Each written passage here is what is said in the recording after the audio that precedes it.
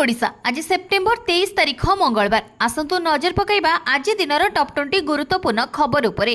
प्रत्येकटी खबर आपणक पई महत्वपूर्ण, तेणु वीडियो को शेष पर्यंत निश्चिंत देखंतु। ता पूर्वरु चैनल रे नुआ थिले चैनल को सब्सक्राइब करी पाखरे आसुथिबा बेल आइकन को ऑन करंतु। प्रत्येक दिन सुप्रभातर प्रथम खबर सर्वप्रथमे देखिबा पई। तेबे आसंतु संपूर्ण खबर उपरे नजर पकाइबा। नंबर 1 +2 करिथिले सुवर्ण सुजोग बिना परीक्षा रे सीधा सड़क भर्ती मासिक दरमा 30,000। सरकारी चाकरी पाई प्रस्तुत हेउथिबा युवक युवती मानक पाई एक बड़ खबर। प्रतिरक्षा गवेषणा एवं विकास संगठन सॉलिड स्टेट फिजिक्स लैबोरेटरी नियुक्ति घोषणा करिछि, जेउथिरे प्रार्थी मानकु लंबा लिखित परीक्षा देबाकू पड़िबो नाही। चयन केवल साक्षात्कार उपरे आधारित हेबो। एही नियुक्ति अभियान रे मोट 14टी पदवी पाई नियुक्ति दियाजिबो। एथिरे 12टी प्रोजेक्ट असिस्टेंट 1 पदवी, गोटिए प्रोजेक्ट असिस्टेंट 2 पदवी एवं गोटिए मल्टीटास्किंग स्टाफ पदवी अंतर्भुक्त। यार अर्थ हेउछि प्रोजेक्ट असिस्टेंट 1 पदवी पई सर्वाधिक संख्यक सुजोग उपलब्ध। एही नियुक्ति विशेष करी विज्ञान एवं इंजीनियरिंग पृष्ठभूमि थिबा प्रार्थी मानक पई आशाजनक। नंबर 2 उज्ज्वला योजना को नहीं आसिला बड़ खबर। आहुरी 25 लाख महिला को बंटा जिवो एलपीजी सिलिंडर। उज्ज्वला योजना को विस्तार करा जिवो। 25 लाख महिला को मागणा एलपीजी संयोग दिया जिवो। महिला सशक्तिकरण दिगरे एक प्रमुख पदक्षेप स्वरूप सरकार 2025-26 आर्थिक वर्ष में प्रधानमंत्री उज्ज्वला योजना अधीन 25 लाख नूतन एलपीजी संयोग प्रदान करने को अनुमोदन करिसेंती। नवरात्रिर पवित्र अवसर में मु उज्ज्वला परिवार सहित जड़ित समस्त माँ एवं भौणी मानकु मोर हार्दिक शुभेच्छा जनाउछि। एही पदक्षेप केवल एही पवित्र अवसर में सेमानकु आनंद देब नहीं, बरं महिला सशक्तिकरण प्रति आमर संकल्प को मध्य मजबूत करिबो। प्रधानमंत्री नरेंद्र मोदी एक सोशल मीडिया पोस्ट रे यह कहिसेंती। उज्ज्वला परिवार सदस्यों संख्या 10.6 कोटी रे पहुंची। नंबर 3 पार्वण ऋतु रे बढ़ुछि सुना और रूपा दर। जानतु कौन रही मूल्य। बढ़ुछि सुना एवं रूपार दर। गहना किनिबा पूर्व नजर पकांतु केउ सहर रे केते रही सुना दर। तेबे जदि आपण आज सुना किनिबाकू चाहुचंती बा योजना करूछंती तेबे प्रथमे जानि नियंतु आजिर सुना दर। आज भारतीय बाजार रे 24 कैरेट सुना 1,12,580 टंका रही। सेहीपरि 22 कैरेट सुना दर 1,03,200 टंका को छुईछि।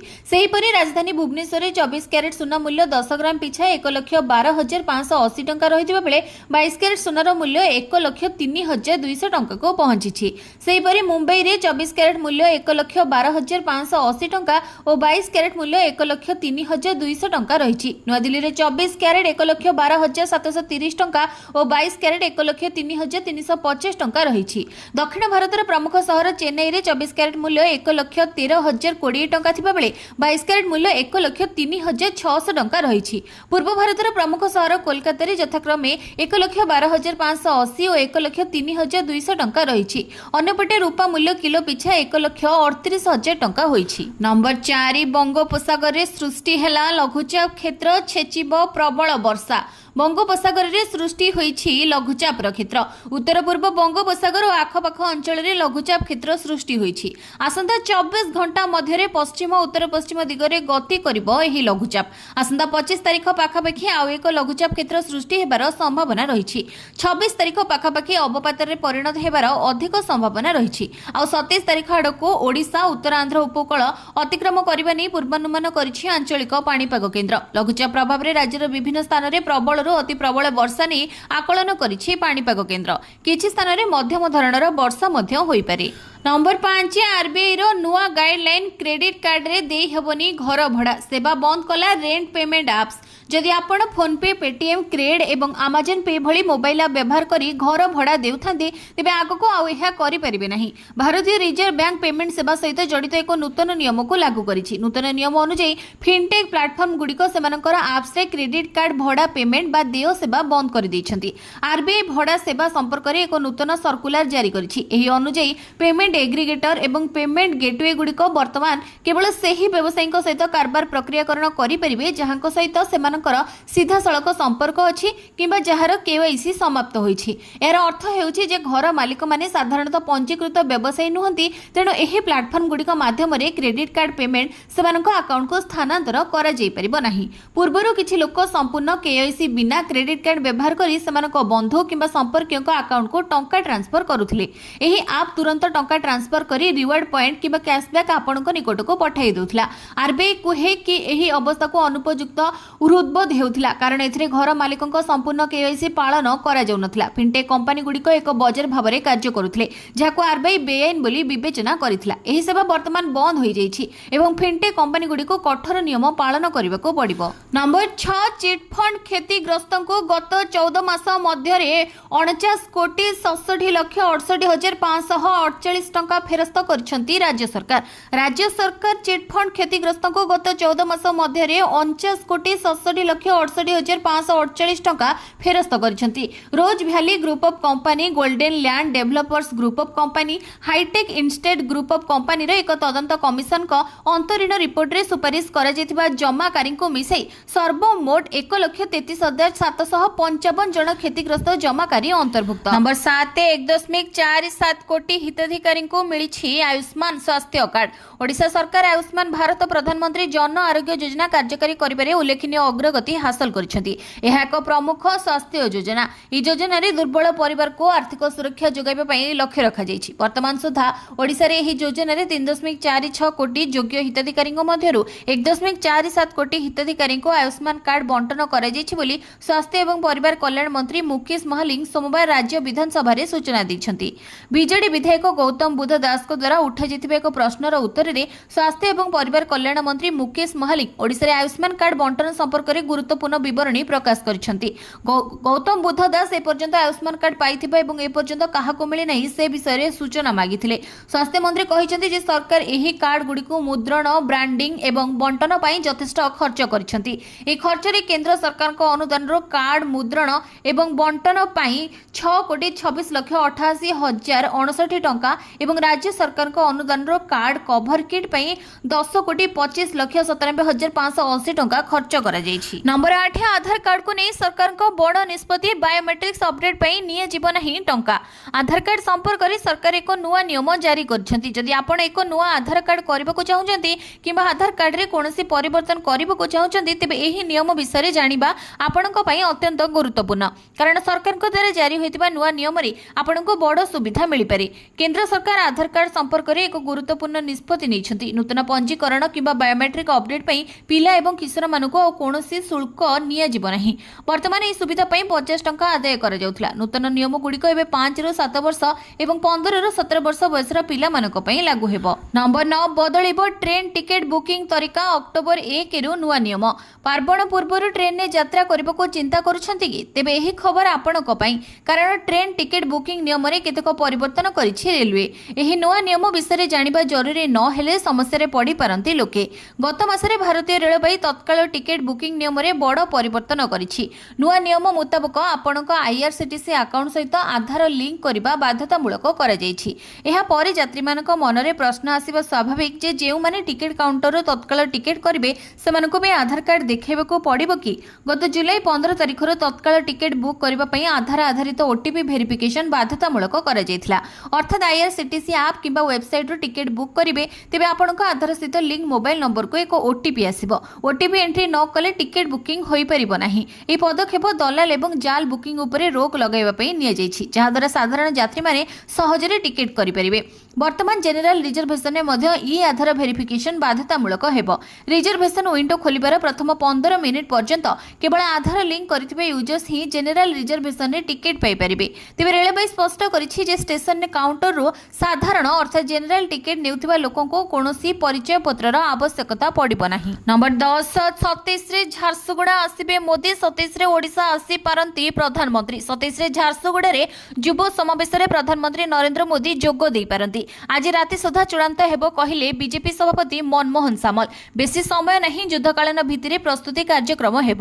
ସର୍ବଭାରତୀୟ ପ୍ରୋଗ୍ରାମ ଓଡ଼ିଶାରେ ଲଞ୍ଚ କରିବେ ପ୍ରଧାନମନ୍ତ୍ରୀ। ଯୁବ ସମାଜ ପାଇଁ ପ୍ରଧାନମନ୍ତ୍ରୀ ବଡ଼ ଘୋଷଣା କରିପାରନ୍ତି ବୋଲି କହିଛନ୍ତି ମନମୋହନ। ନମ୍ବର 11, ପଡ଼ିଆରେ ଝଗଡ଼ାକୁ ନେଇ ମୁହଁ ଖୋଲିଲେ ଅଭିଷେକ ଶର୍ମା। କାହିଁକି ଏମିତି ଘଟିଲା?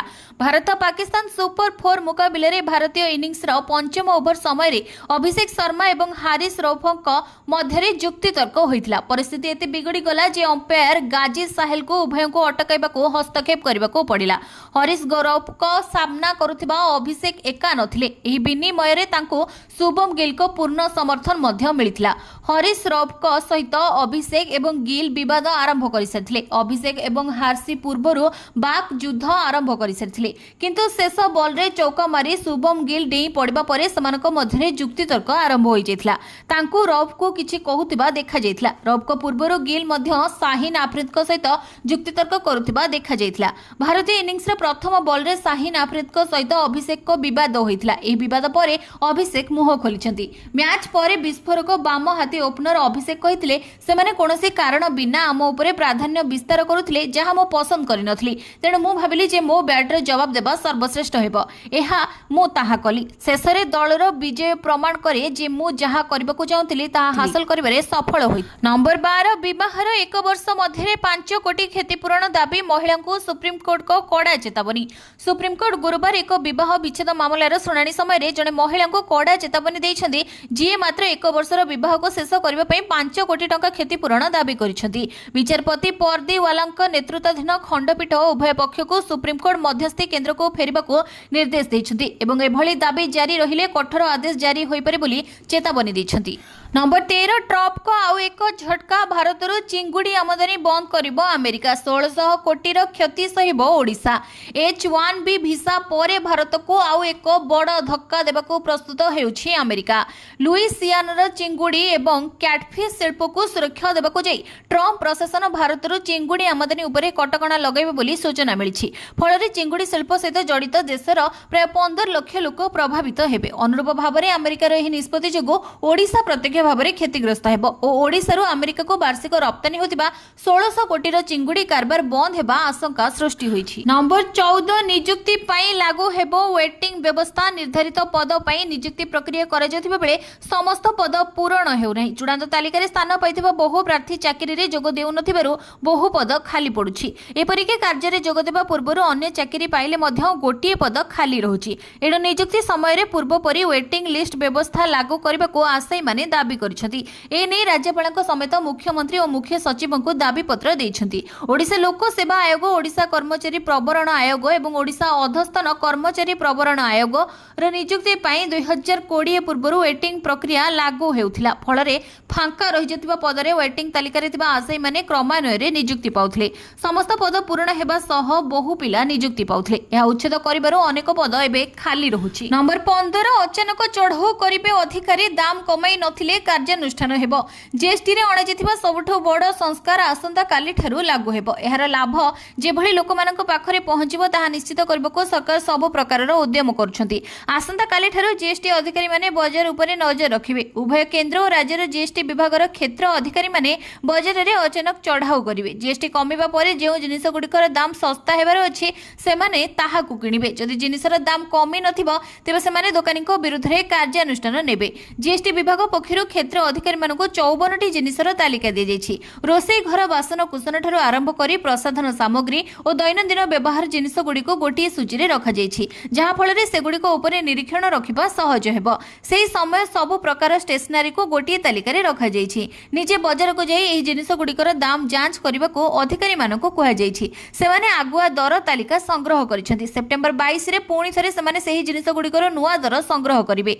नुआ और पुराना दर मध्यरे तुलना करी दर जेतिके कमिबा कथा कम होईची ना नाही ताहा जानिबाको प्रयास करिवे। नंबर 16 पारादीप रे राज्यर प्रथम कंकड़ा हाचेरी।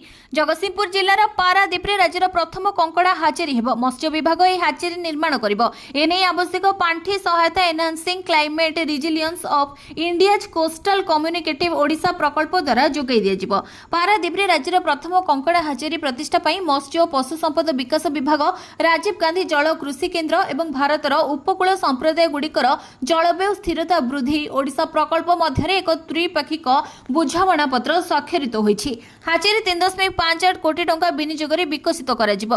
पीसीसीएफ एवं ईसीआरआईसीसी राज्य प्रकल्प निर्देशक प्रेम कुमारी झा कहिसंती जे आरजीसीए एही क्षेत्र रे वैषयिक सहायता प्रदान करिवो। नंबर 17 2027 रे आरंभ हेबो Mumbai Ahmedabad bullet train. Rail मंत्री अश्विनी वैष्णव को उपस्थिति रे मुंबई अहमदाबाद बुलेट ट्रेन प्रकल्प पई एक गुरुत्व महत्वपूर्ण माइल खुंट आज दिन शेष होईछि। सिलफाटा एवं घनसोली मध्य 4.88 किलोमीटर लंबर एक सुड़ंग निर्माण कार्य समाप्त होईछि। मंत्री एहाकु एक बड़ सफलता बोली वर्णना करिसेंति। से हा मध्य घोषणा करिसेंति जे सुरत एवं बिलिमोरा मध्य हाईस्पीड कॉरिडोर प्रथम पर्याय डिसेंबर 2027 रे कार्यक्षम हेबो। अश्विनी वैष्णव कहिसेंति जे मुंबई एवं अहमदाबाद मध्य बुलेट ट्रेन यात्रा मात्र 2 घंटा 7 मिनिट समय नेबो। गूगल मैप दर्शाउछि जे एही दूरता अतिक्रम करबाको 9 घंटा समय लगे। वैष्णव कहिसेंति जे बुलेट ट्रेन प्रकल्पर प्रथम पर्याय 2027 रे सुरत बिलिमोरा सेक्शन रे आरंभ हेबो। एहा 2028 रे थाने एवं 2029 रे बांद्रा कुर्ला कॉम्प्लेक्स रे पहुंचिबो। नंबर 18 दीपावली पूर्वरु चाषींको पई खुशी खबर एही दिन मिलिबो प्रधानमंत्री किसान सम्मान निधिर 21तम किस्ती। प्रधानमंत्री किसान सम्मान निधि योजना अधीन रे देशर लक्ष लक्ष चाषी सेमानकर 21तम किस्ती पई उत्पादर सहित अपेक्षा करछथि। खुशी खबर हेउछि जे सेमानकर अपेक्षा शीघ्र शेष हेबाकू जाउछि। ए योजना अधीन रे प्रति वर्ष 3टी किस्ती रे मोट 6000 सीधा सळख चाषींको बैंक अकाउंट को पठा जाय। ए पर्यंत चाषी माने 20टी किस्ती पाइछन्ति। प्रत्येक किस्ती रे चाषी मानकू 2000 टंका मिले।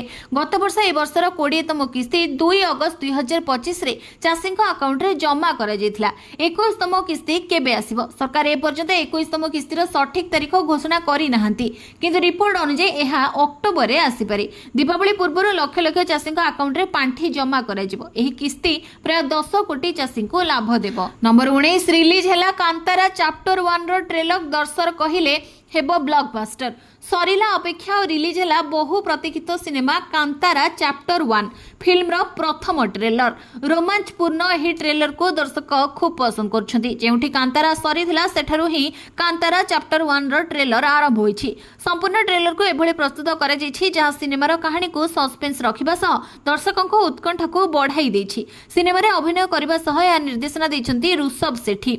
ऋषभ सेठी को दमदार अभिनय पुणी थरे दर्शकको ध्यान को आकर्षण करिछि। नंबर 20 60 वर्ष होइथिबा सुभद्रा हिताधिकारी को मिलिबो पेंशन। मधुबाबू पेंशन और जातीय सामाजिक सहायता कार्यक्रम रे कराजिबो शामिल। 60 वर्ष होइथिबा सुभद्रा हिताधिकारी को मिलिबो पेंशन। मधुबाबू पेंशन योजना एवं जातीय सामाजिक सहायता कार्यक्रम रे सुभद्रा योजनार पूर्वतन हिताधिकारी को अंतर्भुक्त करबाको चिठी करा जायछि। 60 वर्ष बयस हेबा परे मधुबाबू पेंशन योजना एवं जातीय सामाजिक सहायता कार्यक्रम जे कोनोसी अधीन रे सामाजिक सुरक्षा पेंशन पई योग्य होई परिबो। सुभद्रा योजनार पूर्वतन हिताधिकारी सीधा सड़क मधुबाबू पेंशन योजना एवं जातीय सामाजिक सहायता कार्यक्रम रे आसीबे नाही। सेमाने 60 वर्ष परे आवेदन करबाको पड़िबो। प्रथमे वयस्क दुर्बल और अपेक्षा तालिका रे थिबा लोकंको अधिक प्राथमिकता मिलिबो। एने सामाजिक सुरक्षा सशक्तिकरण विभाग पक्षरु चिठी जारी करा जायछि।